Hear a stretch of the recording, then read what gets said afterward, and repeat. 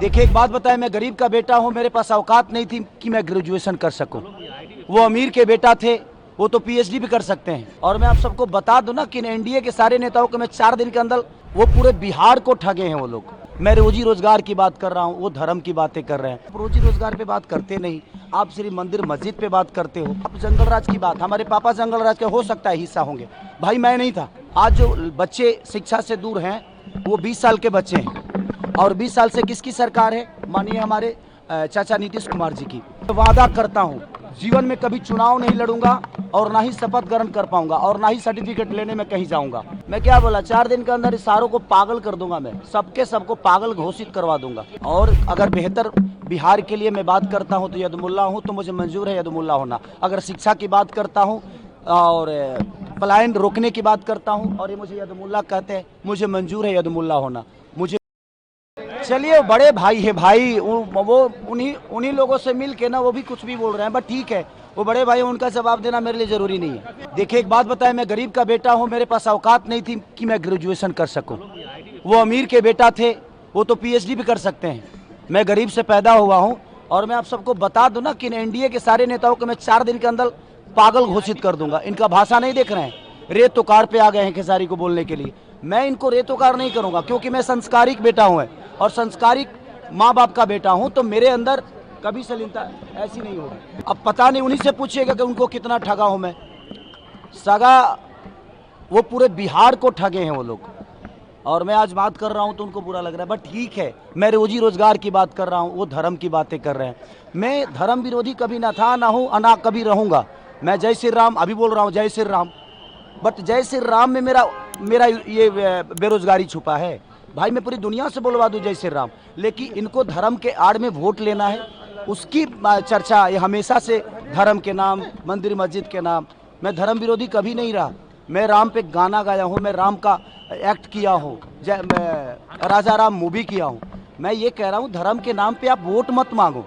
धर्म जरूरी है, लेकिन हमें कर्म करने के लिए शिक्षा भी जरूरी है, अस्पताल भी जरूरी है। ये कौन बनाएगा? ये इसके लिए का दूसरे को वोट देंगे? हम सब आपको वोट दिए हैं हर चीज़ करने के लिए, तो आप हर चीज़ पे बात करो ना। आप रोजी रोजगार पे बात करते नहीं, आप सिर्फ मंदिर मस्जिद पे बात करते हो।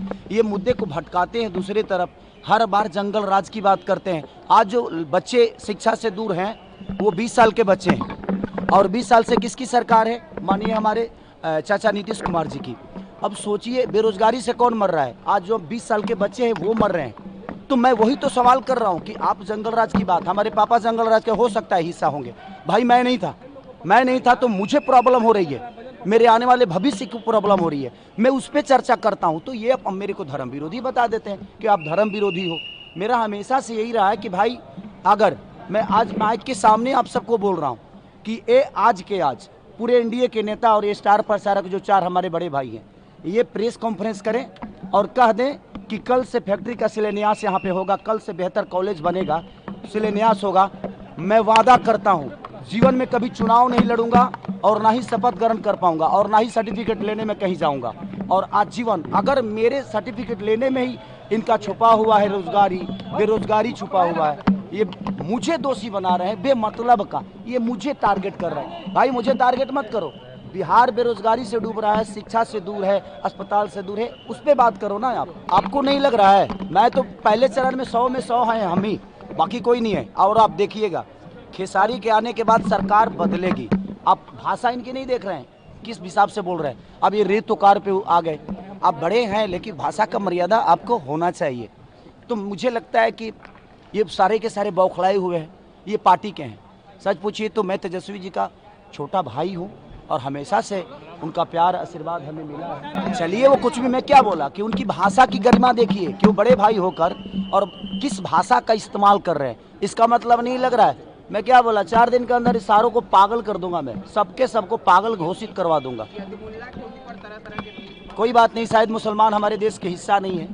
और अगर बेहतर बिहार के लिए मैं बात करता हूं तो यदुमुल्ला हूं, तो मुझे मंजूर है यदुमुल्ला होना। अगर शिक्षा की बात करता हूं और पलायन रोकने की बात करता हूं और ये मुझे यदुमुल्ला कहते हैं, मुझे मंजूर है यदुमुल्ला होना। मुझे कोई फ़र्क नहीं पड़ता कि मैं यदुमुल्ला हूं कि मैं क्या हूं।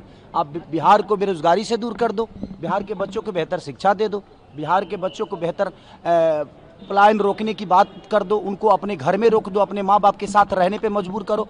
मैं उसके अगर उनको ये शब्द बोलने से और ये करने से यदमुल्ला कह रहे हैं तो आई एम यदमुल्ला, मुझे कोई फर्क नहीं पड़ता। कहा है कि हम गंदा गाना सीखे हैं इन्हीं चारों लोग से गाने के। बिल्कुल सीखा हूँ भाई, आगे यही थे ना। और जहाँ तक कह रहे हैं ना कि उन्होंने ये जीता है, उन्होंने वो जीता है, तो भाई मेरे से पहले तो रवि जी के बाद आप आए थे ना, तो आप क्या क्यों नहीं जीत लिए?